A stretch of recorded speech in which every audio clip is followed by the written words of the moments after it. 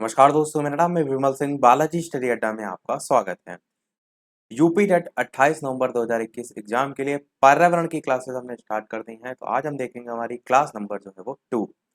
आज के जो हमारे टॉपिक हैं वो है पर्यावरण। पर्यावरण के बारे में, उसके प्रकार, पारितंत्र हो जाएगा। उसके अलावा परिवार जो आपका कोर्स में चैप्टर है, खाद्य श्रृंखला, खाद्य जाल और पारितंत्र के घटक और भी काफ़ी चीज़ें। इससे पहले हमने क्लास नंबर 1 देखी थी, जिसमें हमने जितने भी प्रकार के आंदोलन हैं, संस्थाएँ हैं, अंतर्राष्ट्रीय और राष्ट्रीय स्तर पर प्रयास है, वो सारी चीज़ें देखी थी।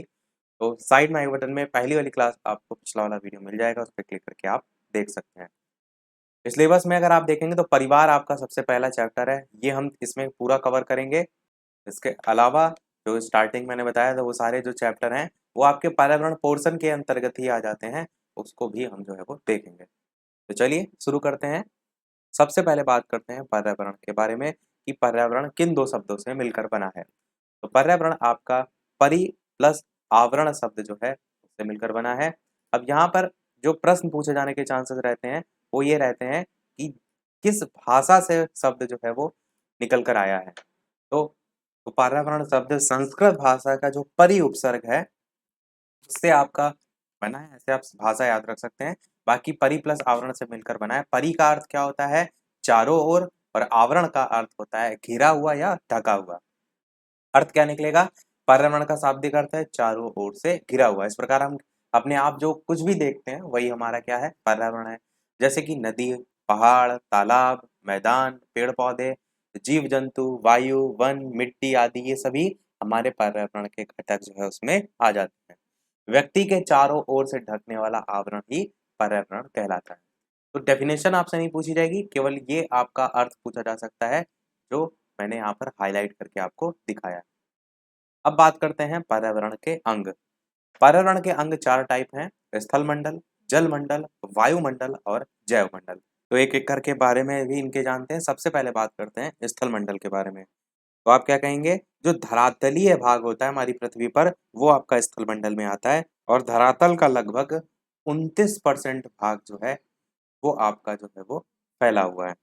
अगर बात करें स्थल मंडल किससे मिलकर बना है, तो आप कहेंगे चट्टानों से और मिट्टियों से, यानी कि ये सभी से मिलकर आपके स्थल मंडल का जो निर्माण है वो होता है।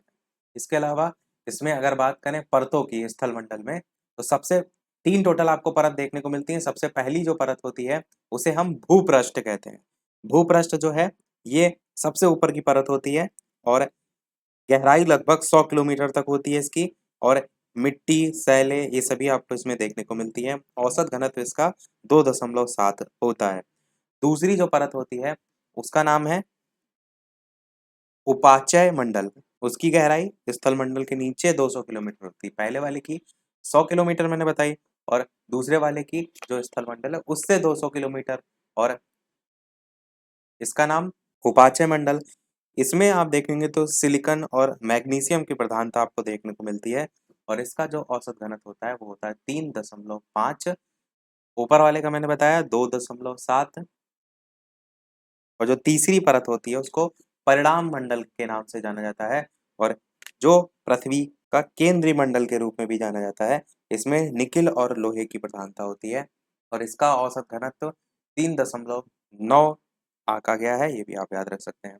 वही, या तो आप पढ़ते इन परतों के नाम याद कर लीजिए, या तो आप जो नॉर्मली देखते हैं सियाल, सीमा, निफे, उनको भी आप याद रख सकते हैं। तो वो स्थल मंडल का ही एक भाग है। यहाँ पर उन्हीं के दूसरे उपनामों को या नामों को बताया गया है। फिर बात करते हैं स्थल मंडल की, के बाद जल मंडल की।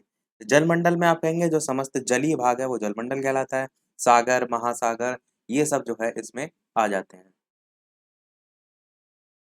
एक चीज यहाँ पर आपसे जो प्रश्न पूछा जा सकता है वो ये कि कितने प्रतिशत भाग पर जो है भूपटल के जल आपको देखने को मिलता है। तो 71% भाग पर देखने को मिलता है। बाकी जो बचा है 29% वो स्थल भाग है। तो जो चीज पूछे जाने योग्य है ना, बस आपको अपने दिमाग में वही रखना है। जैसे कथा कहानी इतनी जल्दी नहीं पूछी जाती है, आपको एग्जैक्ट फैक्ट वाइज चीजें पूछी जाती हैं। अब जैसे वायुमंडल की बात करते हैं तो इसमें जो वायु क्या आवरण है, अलग अलग परतें हैं, वो सभी आ जाती हैं। तो आप कहेंगे पृथ्वी के चारों ओर वायु का जो सैकड़ों किलोमीटर आवरण है उसे हम वायुमंडल की श्रेणी में रखते हैं। और जो वायु की परतें होती हैं वो भी इसमें आती हैं, जिसमें आप जानते हैं क्षोभ मंडल आता है, समताप मंडल, मध्य मंडल, आयन मंडल और बहिर्मंडल। तो ये जितने टाइप्स हैं वो भी सब इसी में आते हैं। और एक चीज और ध्यान रखिएगा कि आपसे इन्हीं के नाम इंग्लिश वाले भी जो है वो पूछ लिए जाते हैं। वायुमंडल में जो परतें होती हैं उनके इंग्लिश में नाम कुछ इस टाइप से हैं। आपकी एक ट्रिक होती है, trust me in the exam. इससे आप सीरियल भी याद रख सकते हैं और इससे आप इंग्लिश के नाम भी याद रख सकते हैं। जैसे कि जो ट्रस्ट है, इससे आपका सबसे पहले क्या हो जाएगा, आप कहेंगे ट्रोपोस्फेयर हो जाएगा। ये आपका पहला नाम है ट्रोपोस्फेयर।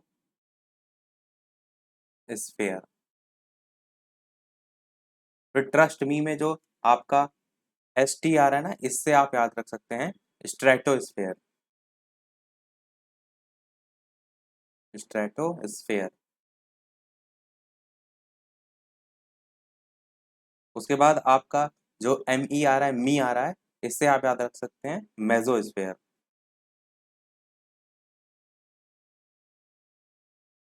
उसके बाद आपका trust me in the exam आ रहा है, तो इसमें दा जो है, दा से थर्मोस्फेयर आप याद रख सकते हैं।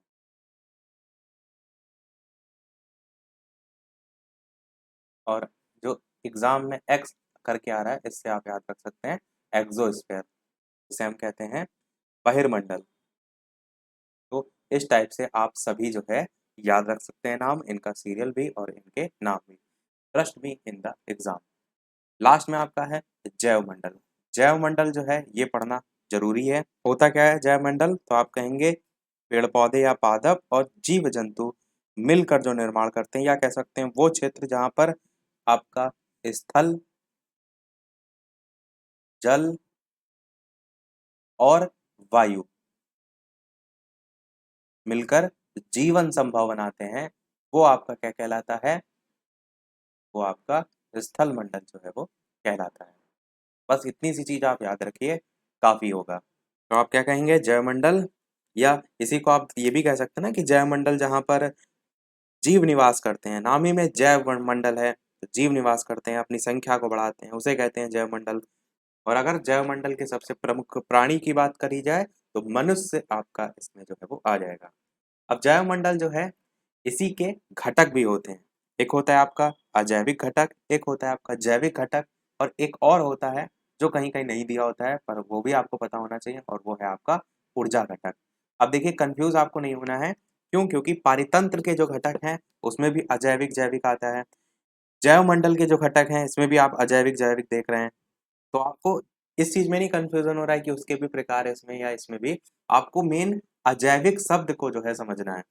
इसके अलावा जो अजैविक है इसको हम इंग्लिश में एबायोटिक के नाम से भी जानते हैं, और जो जैविक है इसे बायोटिक के नाम से भी जानते हैं।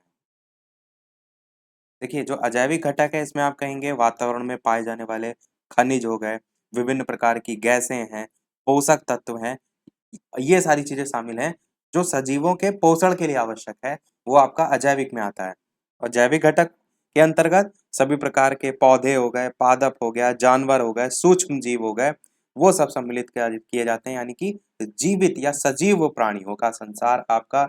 ऐसे भी आप याद रखिए, जब जैविक की बात होगी तो सजीव प्राणियों का संसार, और जब अजैविक की बात होगी तो आप कहेंगे निर्जीव पदार्थ जो है इसमें आ जाएंगे। इस प्रकार से भी आपका अंतर आप याद रख सकते हैं। अब प्रश्न यहाँ से कैसे पूछे जा सकते हैं, प्रश्न आपसे पूछा जाएगा कि इनमें से कौन अजैविक घटक में नहीं आता है। चार ऑप्शन दिए होंगे, जैसे आपको दे दिया जाए कि सूक्ष्म जीव, या फिर पेड़ पौधे, या फिर जानवर, या फिर खनिज, तो आप क्या कहेंगे, खनिज जो है वो अजैविक में नहीं आते हैं। नहीं, खनिज जो है वो अजैविक में आते हैं, क्योंकि प्रश्न आपसे पूछा जाए कि जैसे अजैविक इनमें से कौन से हैं, तब आप कहेंगे कि अजैविक में आपका खनिज आता है, बाकी पेड़ पौधे, जानवर, सूक्ष्मजीव ये सब जैविक घटक में आते हैं। मतलब कहने का प्रश्न इस प्रकार से पूछा जा सकता है। और जो ऊर्जा घटक है इसके बारे में आप क्या कहेंगे कि सूर्य की जो ऊर्जा है उसको ऊर्जा घटक में प्रमुख स्रोत माना गया है, क्योंकि सभी जीवों को जीवित रहने के लिए पर्याप्त ऊर्जा चाहिए होती है, पौधों को भोजन बनाने के लिए प्रकाश जो है वो मिलता है। तो ऊर्जा के बिना कोई जीवित नहीं रह सकता।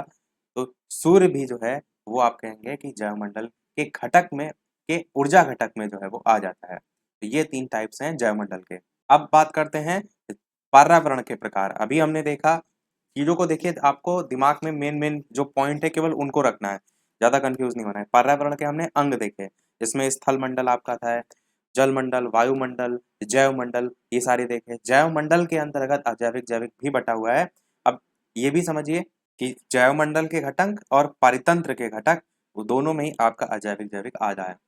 अगले पॉइंट की बात करते हैं पर्यावरण के प्रकार। तो 3 टाइप्स होते हैं, भौतिक, जैविक और मनोसामाजिक। केवल और केवल आपको पता होना चाहिए एक-एक लाइन में कि होता क्या है। जब भौतिक पर्यावरण की बात की जाती है तो आप कहेंगे इसके अंतर्गत जैसे वायु है, जल है, खाद्य पदार्थ है, भूमि है, ध्वनि है, ऊष्मा है, प्रकाश है, नदी है, खनिज पदार्थ है। ये सारी चीजें, भौतिक जो चीजें आप देख रहे हैं वो आपके शामिल होते हैं, वो सभी आपके आते हैं भौतिक पर्यावरण के अंतर्गत।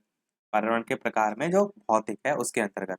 जैविक पर्यावरण क्या होता है? तो आप कहेंगे जो मानव के आसपास आपको देखने को मिलता है। जैसे जैविक घटक में देखा था ना कि पेड़ पौधे, पादप, यानी कि कहीं ना कहीं सजीव, जब संसार की बात की जा रही है तब जैविक वर्ड आपका आता है। तो जैविक के अंतर्गत भी, यानी जै पर्यावरण के प्रकार में, जैविक पर्यावरण में भी 2 टाइप्स होते हैं आपके।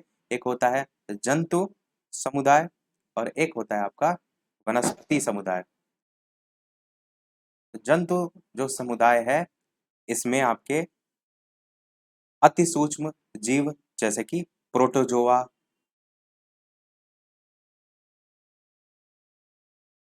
अमीबा, पैरामीशियम, ये सभी जो सूक्ष्म जीव हैं वो आपके जंतु जो समुदाय है उसमें आ जाते हैं। मैंने कहा ना कि जीवित वर्ड आप जैविक से जोड़ेंगे। ऐसे ही वनस्पति में भी बात करें तो इसमें अति सूक्ष्म वनस्पतियां, औषधियां, ये सारी चीजें, या कह सकते हैं जो वृक्ष समूह हैं, पेड़ पौधे हैं, वो सभी आपके भी वनस्पति जो समुदाय है उसमें आता है। तीसरा आपका है मनोसामाजिक। मनोसामाजिक पर्यावरण मानव के जो सामाजिक संबंध है ना उससे प्रकट होता है। केवल देखिए वर्ड को पकड़िए, मनोसामाजिक, तो सामाजिक संबंधों से जो प्रकट होता है वो इसमें आता है। इसमें हम सामाजिक, आर्थिक, आध्यात्मिक, राजनीतिक क्षेत्र, इन सभी में मानव व्यक्तित्व के विकास का अध्ययन करते हैं। तो वो सारी इसमें चीजें आती हैं। और इसमें क्या आ सकता है, जैसे कि रहन सहन कैसा है, और खान-पान आप कह सकते हैं, यानी कि जो प्रभाव डाल रहे हैं व्यक्तित्व पर मानव के, वो सभी इसमें आते हैं। इसके अंतर्गत बस आपको क्या पता होना चाहिए कि कौन-सी चीज़ आती है, क्योंकि अगर आपका प्रश्न आएगा तो बस उसके एग्ज़ाम्पल से पूछा जा सकता है, इस चीज़ को समझिएगा। अब बात करते हैं हम पारितंत्र या फिर पारिस्थितिक तंत्र, जिसको हम इकोसिस्टम के नाम से जो है वो जानते हैं। तो पारिस्थितिक तंत्र जो शब्द है, इसकी जो रचना है वो कब हुई थी? तो आप कहेंगे एजी टांसले के द्वारा 1935 में जो है वो हुई थी। ये सन जरूर ध्यान रखिएगा, यहाँ से क्वेश्चन आपका पूछे जाने के पूरे चांसेस हैं। अब समझिए पारितंत्र होता क्या है। तो आप कहेंगे सभी पेड़ पौधे हैं, जीव जंतु है, मानव है, वो सब पर्यावरण पर आश्रित हैं। और पर्यावरण के साथ साथ एक दूसरे पर भी आश्रित। जैसे हमें भोजन किससे प्राप्त होता है? पेड़ पौधे से प्राप्त होता है। तो हम पेड़ पौधों पर आश्रित हैं। तो इसी प्रकार जो पेड़ पौधे हैं वो सूर्य की रोशनी से अपना भोजन बना रहे हैं, तो वो पर्यावरण पर, यानी कि आप देखेंगे तो सभी पेड़ पौधे, जीव जंतु, मानव पर्यावरण पर भी आश्रित हैं और एक दूसरे पर भी आश्रित हैं। तो ये जो संबंध होता है ना आपस में, वो कहलाता है आपका पारितंत्र। बस आसान सी भाषा में याद रखिए, कोई डेफिनेशन रटने की आवश्यकता नहीं है। वैसे अगर इसी का डेफिनेशन रूप होगा तो क्या होगा? तो आप कहेंगे कि जो प्रकृति में जीव हैं, उनके विभिन्न समुदाय हैं, वो एक साथ रहते हैं, एक दूसरे के साथ अपने भौतिक पर्यावरण के साथ एक पारिस्थितिक इकाई के रूप में अन्योन्य क्रिया करते हैं। तो ये जो है वही पारितंत्र है आपका। इसके बारे में डेफिनेशन भी आपको आगे हम दिखाते हैं। पारितंत्र में कि प्रकृति में जीवों के विभिन्न समुदाय एक साथ रहते हैं, परस्पर एक दूसरे के साथ साथ अपने भौतिक पर्यावरण के साथ एक पारिस्थितिक इकाई के रूप में अन्योन्य क्रिया करते हैं। इसी को हम कहते हैं पारितंत्र। पारितंत्र या पारिस्थितिक तंत्र, इकोसिस्टम जो है शब्द, उसकी रचना 1935 में जो है एजी टांसले जो है उनके द्वारा की गई थी। इसको जरूर ध्यान रखिएगा। साथ ही साथ एक पारितंत्र प्रकृति की जो है ये क्रियात्मक इकाई है, जिसमें आप कहेंगे उसके जैविक और अजैविक घटकों के बीच होने वाले जटिल अन्योन्य क्रियाएं जो है वो सम्मिलित होती हैं। स्टार्टिंग मैंने बताया था कि पारितंत्र के अंतर्गत जैविक और अजैविक यही जो है वो आते हैं। उदाहरण के लिए आपका तालाब जो पारितंत्र का है एक अच्छा उदाहरण है, ये भी आप याद रखिएगा। अब पारितंत्र के घटक की बात करते हैं तो दो समूहों में बांटा गया है। स्टार्टिंग में मैंने बताया था, एक आपका अजैविक घटक और एक आपका जैविक घटक। अच्छा, यहाँ से क्वेश्चन बहुत पूछे जा सकते हैं, चांसेस हैं कि कौन कौन से एग्जाम्पल होते हैं आपके पारितंत्र के। अब जैसे ऑप्शन में दे दिया जाए कि इनमें से कौन पारितंत्र का उदाहरण नहीं है, तो आपको पता होना चाहिए। तो इसके लिए हम कुछ एग्जाम्पल भी देख लेते हैं। एक तालाब हो गया आपका, झीलें हैं, चारागाह है, दलदल है, घास के मैदान है, मरुस्थल है, जंगल है, ये सभी आपके प्राकृतिक पारितंत्र के जो है वो उदाहरण है। इसको एकदम रट लीजिएगा। और कुछ लोगों ने अपने पड़ोस में एक्वेरियम देखा होगा, मछली घर जिसे देख कहते हैं, बगीचा है, लॉन है, ये सभी जो है पारितंत्र हैं, पर ये मानव निर्मित पारितंत्र में जो है वो आते हैं। अब कई बार क्या होता है, हम पारितंत्र को समझ रहे हैं कि हाँ वो आपसी संबंध है, और ऑप्शन में आपको वहां पर एक्वेरियम देखने को मिला तो आपको लगा अरे ये तो पारितंत्र में नहीं आएगा, या बगीचा आपको लगा नहीं आएगा, तो वो आता है किस में आता है, मानव निर्मित पारितंत्र में आता है। तो यहाँ से आपको टाइप्स भी याद हो जाएंगे, और यहाँ से आपको ये भी याद हो जाएगा कि इनमें कौन कौन से जो है वो प्रकार आते हैं, तो वो भी ध्यान रखिएगा। वीडियो पसंद आ रहा हो, लाइक सभी लोग अवश्य कर दीजिएगा। जितने अधिक से अधिक लाइक करते हैं मुझे मोटिवेशन मिलता है, मैं आपके लिए और अधिक से अधिक मेहनत कर सकूं और इसी प्रकार अच्छे से अच्छे वीडियो आपके लिए प्रोवाइड कराता हूं। तो वीडियो को सभी लोग लाइक और लोग साथ शेयर भी अवश्य करते रहिएगा, ताकि जितने भी परीक्षा दे रहे हैं उनके तक वीडियो पहुंच सके। अब बात करते हैं, जो हमने अभी घटक देखे, इससे इससे पहले मैंने आपको बताया ना कि दो घटक होते हैं पारितंत्र के, अजैविक और जैविक। तो इसी के बारे में ही देखते हैं कि कौन कौन सी चीजें किसमें आती हैं। ये आपको एकदम चार्ट जो है वो बिल्कुल रटा होना चाहिए। परितंत्र के घटक में अजैविक और आपका जैविक। अजैविक में आपके भौतिक कारक आते हैं, अकार्बनिक पदार्थ आते हैं और कार्बनिक पदार्थ आते हैं। अब भौतिक कारक में जैसे तापमान है, आर्द्रता है, प्रकाश है, वायुमंडलीय दाब है, ये सब भौतिक कारक में आते हैं। अकार्बनिक पदार्थ में जैसे जल है, ऑक्सीजन है, कार्बन डाइऑक्साइड, जितनी आप गैसें देख रहे हैं, और जल है, ये सभी अकार्बनिक पदार्थ में आते हैं। और कार्बनिक पदार्थ में जैसे प्रोटीन है, कार्बोहाइड्रेट है, लिपिड है, ये सभी अजैविक घटक के अंतर्गत कार्बनिक पदार्थ में आते हैं। तो आपको केवल ये नहीं पता होना चाहिए कि ये अजैविक घटक में आते हैं, आपको ये भी पता होना चाहिए कि उसके अंतर्गत जो अकार्बनिक है उसके अंतर्गत कौन सा। अब हो सकता हो क्वेश्चन इस टाइप से पूछ लिया जाए कि अजैविक घटक के इनमें से कौन से कार्बनिक पदार्थ नहीं है, ऑप्शन में जो आपका है जल दे दिया जाए, प्रोटीन, कार्बोहाइड्रेट, लिपिड, तो आपका जल हो जाएगा क्योंकि वो कार्बनिक नहीं अकार्बनिक में आता है। ऐसे ही जैविक घटक की बात करते हैं तो जैविक घटक में तीन आते हैं, एक उत्पादक, एक उपभोक्ता और एक आपका अपघटक। स्टार्टिंग मैंने बताया था ना, जैविक घटक की जब भी बात होगी तो सजीव प्राणियों का संसार। तो देखिए उत्पादक, उपभोक्ता, अपघटक, ये सब क्या है, ये सजीव प्राणी है। उत्पादक मतलब हरे पौधे, उपभोक्ता मतलब जंतु, अपघटक मतलब सूक्ष्म जीव। अपघटक जो आपके जैसे अमीबा हो गया, जो क्या करते हैं, चीजों को सड़ा देते हैं, उस टाइप की जो चीजें हैं आपकी अपघटक में। अभी डेफिनेशन हम इसकी भी देखेंगे, पर इन चीजों को देखने से पहले अब आपको क्या हम दिखाएं कि जो अजैविक घटक हैं, इसमें जो तीनों एक एक हैं, इनके बारे में आपको पॉइंट पता होना चाहिए। जैसे कि सबसे पहले बात करते हैं भौतिक कारक, फिर अकार्बनिक, फिर कार्बनिक। तो अजैविक घटक के अंतर्गत निम्नलिखित तीन वर्गों में जो है इन्हें बांटा गया है। सबसे पहला क्या है, भौतिक कारक। भौतिक कारक में सूर्य का प्रकाश हो गया, तापमान हो गया, वर्षा है, आर्द्रता है, दाब है, ये सभी आते हैं। ये पारितंत्र में जीवों की वृद्धि को सीमित बनाते हैं, स्थिर बनाए रखते हैं, इस चीज को ध्यान रखिए। फिर बात करते हैं अकार्बनिक पदार्थ की। अकार्बनिक पदार्थ मैंने बताया ना, उसमें गैसें आ रही हैं, जैसे कार्बन डाइऑक्साइड, नाइट्रोजन हो गया, ऑक्सीजन हो गया, फास्फोरस है, सल्फर है, जल भी इसमें आता है, इस चीज को ध्यान रखिएगा। चट्टान, मिट्टी और जो अन्य खनिज है वो सभी अकार्बनिक में आते हैं।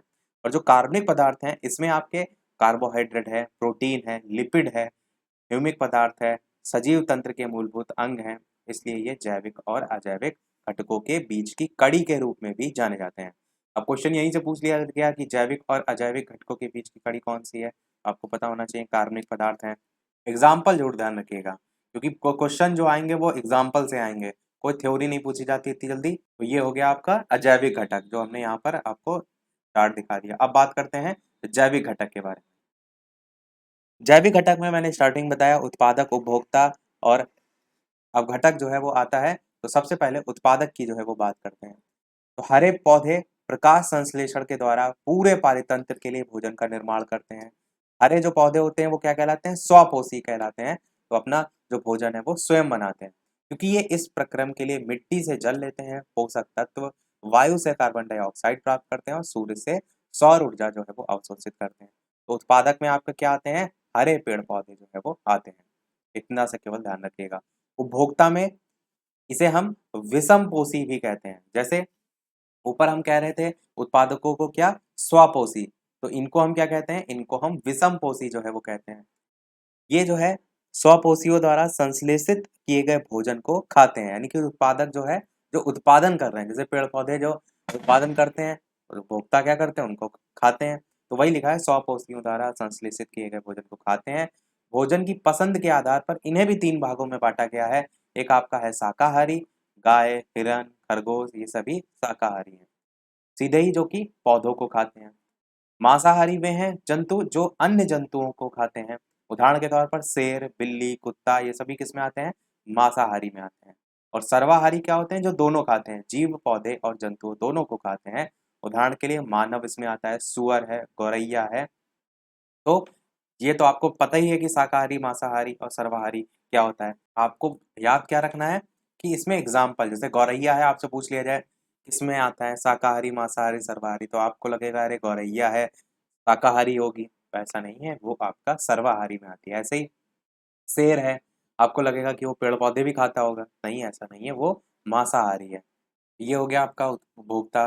तीसरा देखते हैं आपका, जो कि है अपघटक। इन्हें जो है वो मृतपोषी भी कहते हैं। सबसे पहला पॉइंट आपको ये याद रखना है, इन्हें किस नाम से जाना जाता है, मृतपोषी के नाम से। ये अधिकतर बैक्टीरिया, जीवाणु और कवक होते हैं। मैंने स्टार्टिंग बताया था, बैक्टीरिया, जीवाणु, कवक, ये सभी जो सड़ाने वाले होते हैं ना, वो सभी आपके इसी अपघटक में जो है वो आते हैं। जो पौधों और जंतुओं के मृत अपघटित और मृत कार्बनिक पदार्थ जो सड़ रहे पदार्थों पर अपने शरीर के बाहर एंजाइमों का स्राव करके ग्रहण करते हैं। पोषकों के चक्रण में इनकी सबसे महत्वपूर्ण भूमिका होती है और इन्हें एक और नाम दिया गया है, वो है अपरदभोजी, जिसे हम डेट्रीवोरस के नाम से जानते हैं। तो ये बस आपको याद रखना है। चलिए अब बढ़ते हैं हमारे नेक्स्ट टॉपिक की तरफ, जो कि है खाद्य श्रृंखला और खाद्य जाल। खाद्य श्रृंखला और खाद्य जाल से क्वेश्चन जो है, इनके एग्जाम्पल से पूछ लिए जाते हैं, वो आपको अभी हम बताएंगे। सबसे पहले खाद्य श्रृंखला को समझते हैं क्या होता है। तो आप कहेंगे भोजन या ऊर्जा संबंधी आवश्यकताओं के आधार पर पारितंत्र जो है, पारितंत्र हमने देखा, उसमें विभिन्न जातियों के बीच के संबंध को हम कहते हैं खाद्य श्रृंखला। किसी भी खाद्य श्रृंखला में हरे पौधे सौर ऊर्जा को रासायनिक ऊर्जा में बदल करके खाद्य पदार्थ के रूप में संचित करते हैं। अतः आप क्या कहेंगे, हरे पौधे क्या होते हैं, उत्पादक कहलाते हैं, जो कि मैंने अभी बताया भी। शाकाहारी जीव जो है वो इन उत्पादक से अपना भोजन प्राप्त करते हैं, ये भी मैंने बताया, इसलिए ये प्रथम श्रेणी के उपभोक्ता जो है वो कहलाते हैं। तो अभी जो मैंने आपको बताया था ना कि शाकाहारी, मांसाहारी और सर्वाहारी, ये सारी चीजें, तो उसके अंतर्गत या उन्हीं के आधार पर जो है 3 प्रकार के उपभोक्ता में भी जो है वो बांटा गया है। प्रथम श्रेणी, द्वितीय श्रेणी और तृतीय श्रेणी, जिसमें जो पहली श्रेणी है उसके बारे में यहाँ पर बताया गया है कि जो शाकाहारी जीव हैं वो आपके पहली श्रेणी के उपभोक्ता में आते हैं। इन उत्पादकों से वो अपना भोजन प्राप्त करते हैं। अभी हम आपको दिखाएंगे भी आगे कि यहाँ से कैसे क्वेश्चन यूपी टेट में पूछे जा चुके हैं, तो आपको समझ में आएगा कि कैसे आप चीजों को याद रखेंगे। तो प्रथम श्रेणी के उपभोक्ता आप समझ गए होंगे कि जो उत्पादक आते हैं या जो शाकाहारी जीव होते हैं वो इन उत्पादकों से अपना भोजन प्राप्त करते हैं। तो वो जो शाकाहारी जीव हैं वो आपके पहली श्रेणी के उपभोक्ता में आते हैं। उदाहरण के लिए आप खरगोश हो गया, गाय है, बकरी है, हिरन है, आपका जिराफ है, ये सभी आपके पहली श्रेणी के उपभोक्ता जो है उसमें आते हैं। फिर बात करते हैं आपका द्वितीय श्रेणी के उपभोक्ता। तो मांसाहारी जो जीव होते हैं ना, वो अपने भोजन के लिए इन्हीं शाकाहारी जीव पर या फिर अन्य जो मांसाहारी जीव हैं उन पर निर्भर करते हैं, वो आपके दूसरी श्रेणी के उपभोक्ता जो है वो कहलाते हैं।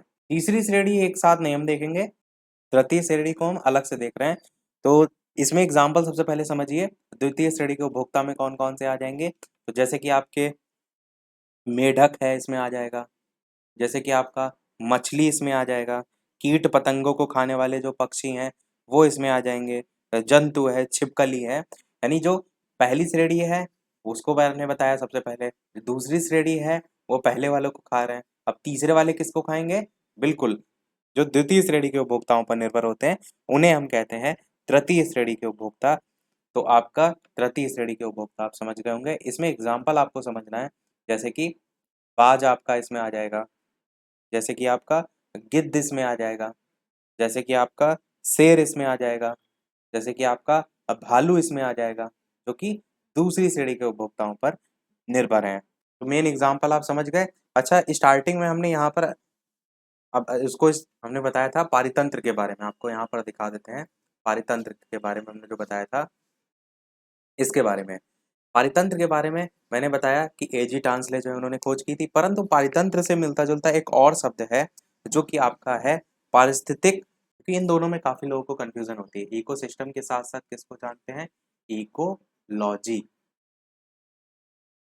तो इकोलॉजी की जब भी बात होगी तो बताइए इसकी खोज किसने की थी या इसकी संकल्पना किसने दी थी? तो आप कहेंगे अर्नेस्ट हैकल ने जो है वो दी थी। अर्नेस्ट हैकल। कब दी थी? तो 1869 में दी थी। एक तो क्वेश्चन ये पूछा जाता है इकोलॉजी और इकोसिस्टम के बारे में। अब डिफरेंस क्या होता है? देखिए, मैंने बताया था पारितंत्र क्या होता है, जो आसपास या कोई भौगोलिक क्षेत्र है उसके जीव का अपने जो आसपास का वातावरण होता है उसके साथ जो संबंध होता है वो होता है पारितंत्र।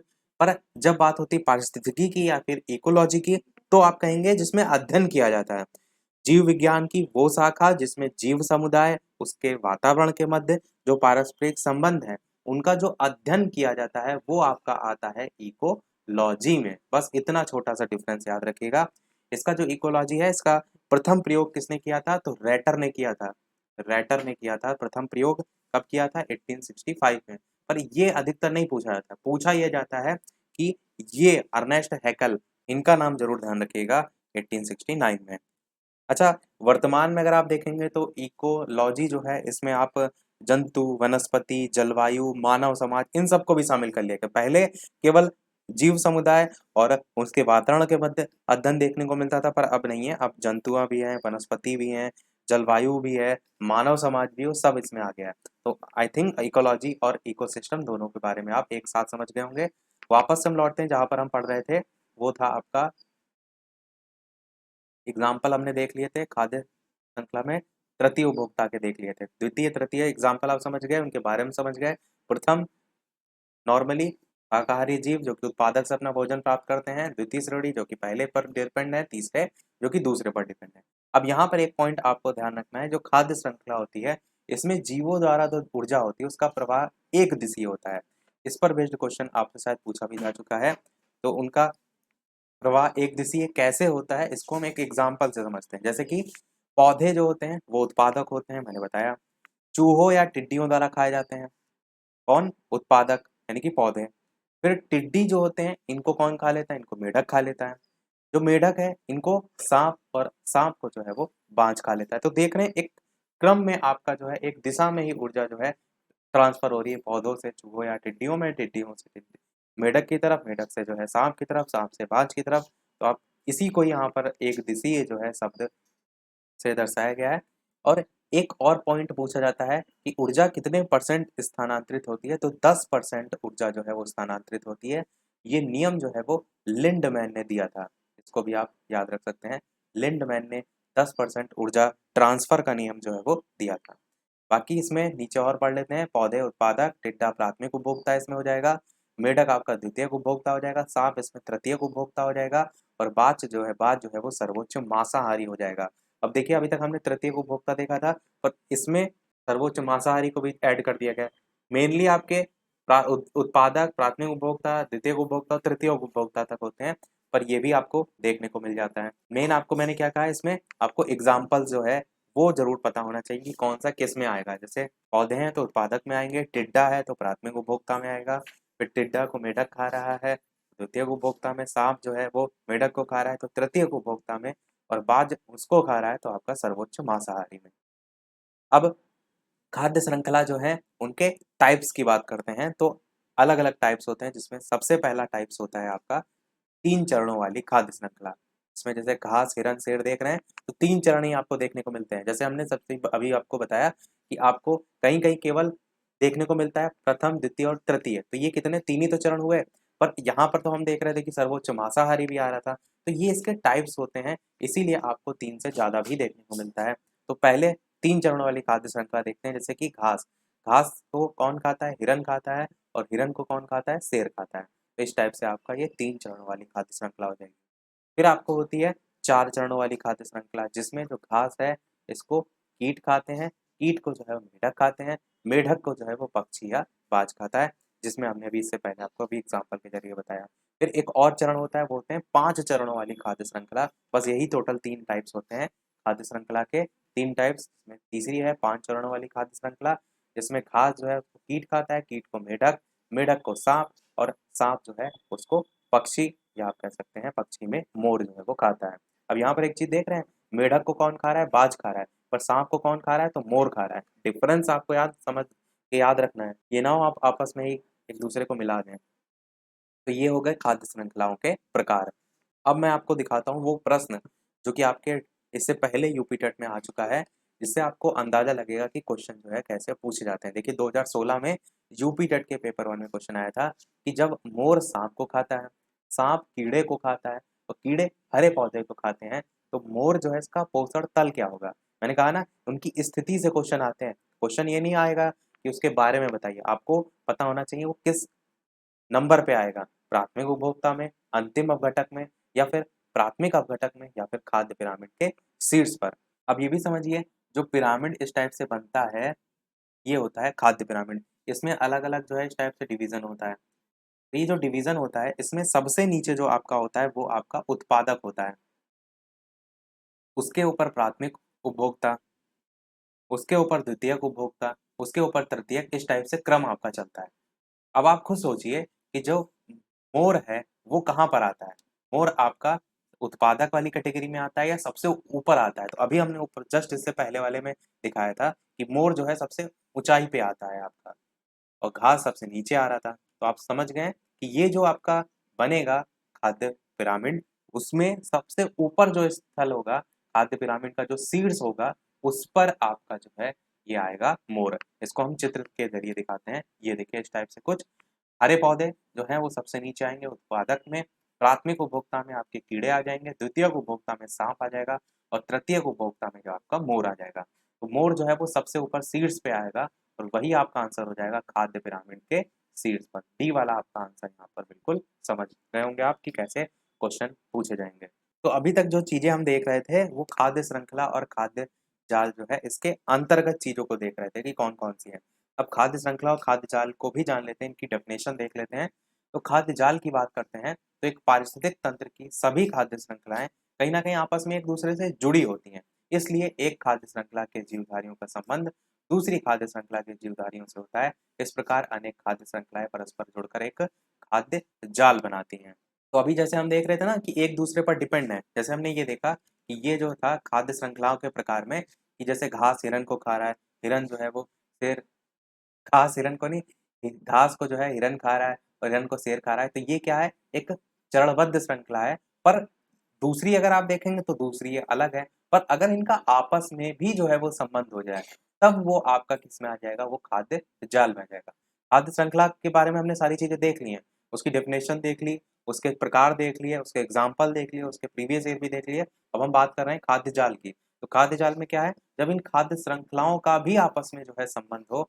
ऐसा तो है नहीं केवल कि घास जो है वो उसको हिरन खा रहा है, हिरन भी तो किसी से संबंधित हो सकता है। तो वो आपका आता है खाद्य जाल में। इसको हम चित्र से समझेंगे तो और बेहतर तरीके से आप समझेंगे। ये जो जाल है उसका चित्र देखिए। जैसे यहाँ पर एबीसीडी जो क्रम लिखा हुआ है, इसी संबंध में देखिए। जैसे पौधे हैं, अब पौधों को कौन खाता है? तो ये जो है वो खरगोश खाता है। अब खरगोश को कौन खा रहा है? तो बाज खा रहा है। एक तो ये हो गई आपकी खाद्य श्रृंखला।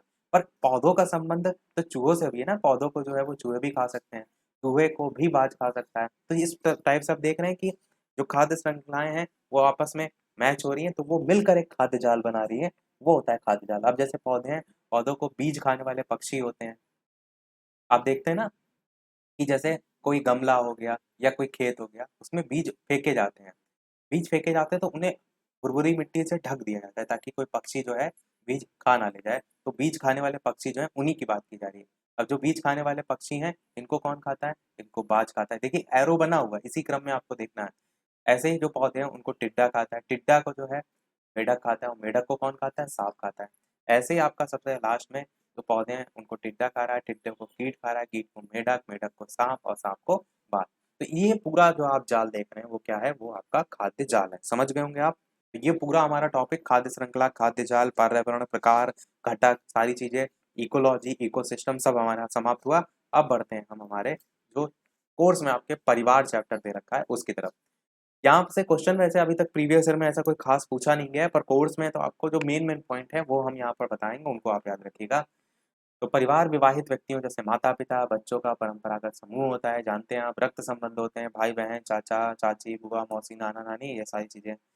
भारत में परिवार समाज की आधारभूत इकाई है, इस पॉइंट को आप याद रख सकते हैं। जो चीजें पेपर में पूछने लायक हैं उनको आपको दिमाग रखना है। अब ये थोड़ा ही पूछा जाएगा कि रक्त संबंध जो है वो परिवार होता है, वो तो सभी जानते हैं। फिर दूसरी चीज ये पूछी जा सकती है, परिवार शब्द को अंग्रेजी में फैमिली कहते हैं, किस भाषा से संबंधित है? तो लैटिन भाषा के फैमुलस से जो है वो बना है। इस पॉइंट को आपको याद रखना है। ये चीज पूछी जा सकती है, जिसका शाब्दिक अर्थ क्या होता है? नौकर। तो ये तो हो गया सामान्य डेफिनेशन। किसी एक व्यक्ति की भी डेफिनेशन देख लेते हैं, जैसे कि मजूमदार की डेफिनेशन है। इनके अनुसार परिवार क्या है?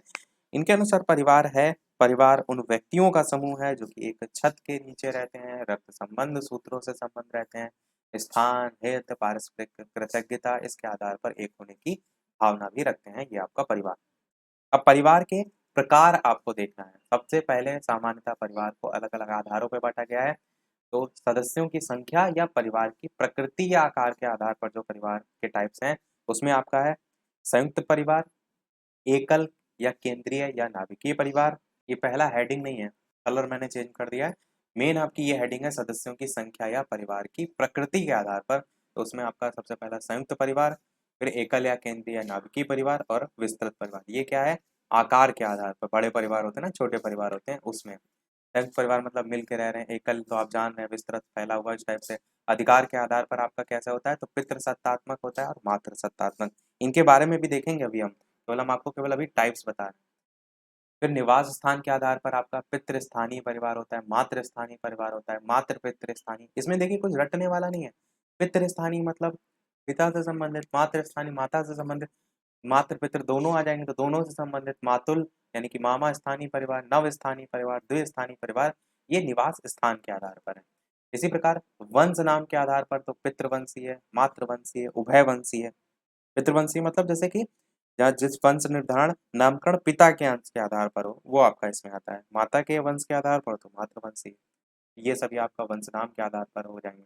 विवाह के आधार पर देखेंगे तो एक विवाही, बहुविवाही, बहुपत्नी विवाही, बहुपति विवाही, भात्रक बहुपतिक विवाही, अभात्रक बहुपतिक विवाही, ये सभी विवाह के आधार पर।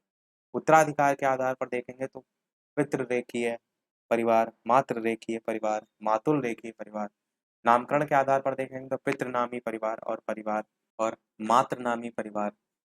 ये जो है वो दूसरा वाला मातृनामी परिवार, ये जो है इस टाइप से इसमें आ जाएंगे। फिर बात करते हैं आपका परिवार के कर्ता की स्थिति के आधार पर। जन्म मूलक परिवार, प्रजनन मूलक परिवार, ये जो है इसमें आते हैं। फिर एक एक पॉइंट के आधार पर अब जैसे क्वेश्चन पूछे जा सकते हैं ना, उनको देखते हैं। टाइप्स हमने देख लिए। जैसे कि पहला क्वेश्चन, वो परिवार जिसमें पति पत्नी बच्चों के साथ या बच्चों के बिना रहते हैं उन्हें कहते हैं मूल एकल परिवार। तो ये जो पॉइंट है ये आपके दिमाग में होने चाहिए। अगर प्रश्न यहाँ से पूछे जाएंगे तो इन बिंदुओं से पूछे जा सकते हैं। तो वो परिवार जिसमें पति पत्नी बच्चों के साथ या बच्चों के बिना रहते हैं उन्हें कहते हैं मूल एकल परिवार।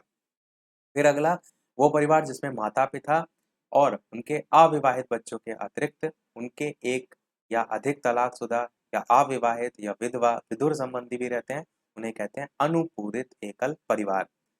फिर आपका वो परिवार जिसमें कोई विधवा या विधुर अपने अविवाहित बच्चों या सगे भाई बहनों के साथ रहते हैं, उसे हम कहते हैं उपमूल परिवार। वो परिवार जिसमें कोई विधवा अपने अविवाहित बच्चों के साथ अपनी विधवा सास के पास रहे, उसे हम कहते हैं अनुपूरित मूल परिवार। ऊपर था एकल परिवार, ये है मूल परिवार। अगला आपका वो परिवार जिसमें रक्त संबंधियों के अतिरिक्त कुछ आय संबंधी भी रहते हो, वो आपका विस्तृत परिवार कहलाता है। ये जो परिवार होते हैं ना उसमें सदस्यों की संख्या अधिक होती है। इनका जो स्वरूप होता है वो एक पक्षीय होता है, या मातृ पक्षीय, या कह सकते हैं पितृपक्षीय, या फिर बहुपक्षीय। और इन परिवारों में दो या अधिक पीढ़ियां जो है वो एक साथ रहती हैं, परंतु संबंधों का कोई सटीक ज्ञान इसमें नहीं होता। ये जो परिवार होते हैं उसमें सभी सदस्य मुखिया का सम्मान करते हैं, क्योंकि सभी का जो निवास स्थान होता है, कार्य होता है, वो आपका एक ही होता है। किसकी बात हो रही है? विस्तृत परिवार की हो रही है। फिर बात करते हैं आपका अगला, पितृसत्तात्मक और मातृसत्तात्मक। अभी स्टार्टिंग मैंने बताया था ना कि वो परिवार जिसमें परिवार की निर्णयात्मक और आधिकारिक सभी शक्तियां आप कहेंगे परिवार के सबसे बड़े पुरुष मुखिया के हाथ में होती हैं, वो पितृसत्तात्मक। और जिन परिवारों में व्यवहारिक औपचारिक सत्ता किसी स्त्री विशेष विशेषता माँ के हाथ में होती है तो वो मातृसत्तात्मक। नाम में ही सारी चीजें क्लियर हैं, कुछ रटने के इसमें देखेंगे तो आप ऐसी कोई खास आवश्यकता नहीं है। कुछ कुछ नाम हैं जो आप याद रख सकते हैं। फिर है जब कोई स्त्री विवाह के बाद अपने पति के परिवार के साथ रहे तो ऐसा परिवार पितृस्थानीय कहलाता है। पितृ यानी पिता, स्थानीय मतलब उनका स्थान। परंतु कोई स्त्री विवाह के बाद अपने पति को लेकर अपने जो परिवारजन है उनके साथ रहे तो उसे मातृस्थानीय, मातृ मतलब माता, स्थानीय मतलब माता का स्थान, तो वो परिवार हो जाएगा। यदि नव दंपति कुछ समय के लिए पति के परिवारजन के साथ रहे और फिर बाद में कुछ समय के लिए वधु के परिवारजन के साथ रहे तो ऐसा परिवार मातृ पितृ स्थानीय यानी दोनों आ जाएंगे। देखिए है ना, मैंने कहा रटने वाला कुछ नहीं है। पिता का स्थान मतलब पितृ स्थानीय, मातृ स्थानीय दोनों हो जाएगा तो मातृ पितृ दोनों। परंतु यदि नवविवाहित जो दंपति अपना अलग घर बनाकर रहे और ऐसा परिवार नव स्थानीय परिवार कहलाता है। यदि नव दंपति पति के मामा के परिवार में जाकर रहे तो ऐसा परिवार मातुल मामा या स्थानीय परिवार कहलाता है। मामा मैंने बताया था ना, मातुल को कहते हैं। और ऐसा परिवार जिसमें पति अपने परिवारजन के साथ और पत्नी अपने परिवारजन के साथ रहे, परंतु पति रात में अपनी पत्नी के घर जाकर दिन में वापस अपने परिवारजन के पास चला जाता है तो इसे द्विस्थानी कहते हैं। दो स्थान आ रहे हैं ना तो द्विस्थानी कहते हैं। इसी प्रकार अगला भी आप देखिए कि ऐसे परिवार जिनमें वंश निर्धारण या नामकरण पिता के वंश के आधार पर, ये मैंने बताया ना पितृवंशी है, और माता के आधार पर हो तो मातृवंशी है। यदि किसी परिवार में वंश परंपरा मातृ और पितृ परंपराओं के साथ साथ चलते हैं तो इस प्रकार के जो परिवार होते हैं उन्हें उभयवंशी कहते हैं, यानी दोनों जब कॉमन आ जाए। ऐसे परिवार जिनमें पुरुष केवल एक ही स्त्री से विवाह करता है और केवल तलाक या पत्नी की मृत्यु की स्थिति में ही दूसरा विवाह करता है, वो ऐसा परिवार कैसा होता है? वो एक विवाही परिवार कहलाता है। परंतु जिन परिवारों में एक व्यक्ति के एक ही समय पर एक से अधिक जीवन साथी हो, वो बहुविवाही हो जाता है। तो नाम में ही है एक विवाही मतलब एक और बहुविवाही मतलब एक से अधिक। देखते हैं हमारा अगला और इस वीडियो का लास्ट जो है वो टॉपिक इसी से संबंधित कि परिवार जिनमें पिता से पुत्रों को संपत्ति प्रदान की जाती है वो आपका होता है पितृमार्गी परिवार। परंतु यदि माता से पुत्रियों को संपत्ति मिले तो ऐसे परिवारों को क्या कहते हैं? मातृमार्गी परिवार। और ऐसे परिवार जिनमें संपत्ति मामा से भांजों को मिले उन्हें कहते हैं मातुल रेखीय परिवार। तो ये 3 टाइप्स और आप याद रखते हैं। तो पूरी सारी चीजें जितनी थी इस टॉपिक में स्पोर्ट्स से संबंधित आपके सारी चीजें हमने बता दी। अब वीडियो को समाप्त करने से पहले जैसा कि सभी वीडियो में हम आपसे एक नेट पर प्रश्न पूछते हैं, तो देख लेते हैं इस वीडियो का प्रश्न। पर इस प्रश्न को देखने से पहले वीडियो अभी तक आपने लाइक ना किया हो, सभी लोग वीडियो को लाइक भी करते रहिएगा। आपके एक लाइक से मुझे भी मोटिवेशन मिलता रहे। चैनल पर नए हो सब्सक्राइब करके जुड़ जाइएगा और टेलीग्राम चैनल से जो अभी तक ना जुड़े हों लिंक आपको डिस्क्रिप्शन में मिल जाएगी। डायरेक्ट भी बालाजी स्टडी एट सर्च करके टेलीग्राम चैनल से जुड़ सकते हैं। प्रश्न आपका इस वीडियो का जो है वो आपका इस क्लास में हमने पढ़ाया नहीं है, पर अगली वाली क्लास में जो हम क्वेश्चन प्रैक्टिस करेंगे वहां पर इसका आंसर हम बताएंगे। देखते हैं कितने लोग इस प्रश्न का सही आंसर देते हैं कि किस गैस के वर्षा के पानी में घुलने से वर्षा का जो पानी है वो अम्लीय हो जाता है। ए ऑप्शन है कार्बन डाइऑक्साइड, बी ऑप्शन है हाइड्रोजन पेरोक्साइड, सी ऑप्शन है नाइट्रोजन मोनोऑक्साइड और डी ऑप्शन है सल्फर डाइऑक्साइड। तो ऑप्शन एबीसीडी में से कौन सा सही होगा? अपना आंसर वीडियो के मेन कमेंट में टाइप करके बताइएगा। ऑप्शन डायरेक्ट भी पूरा भी टाइप करके बता सकते हैं या एबीसीडी के फॉर्म में भी आप बता सकते हैं। लाइव टाइमिंग जो है वो शाम के 8 बजे की है, तो लाइव आकर भी वीडियो आप देख सकते हैं, प्रश्नों की प्रैक्टिस कर सकते हैं। तो आज के वीडियो में फिर इतना ही रखते हैं, मिलते हैं अगले वीडियो में कुछ नए प्रश्नों के साथ, नए टॉपिक के साथ। तब तक के लिए नमस्कार, जय हिंद।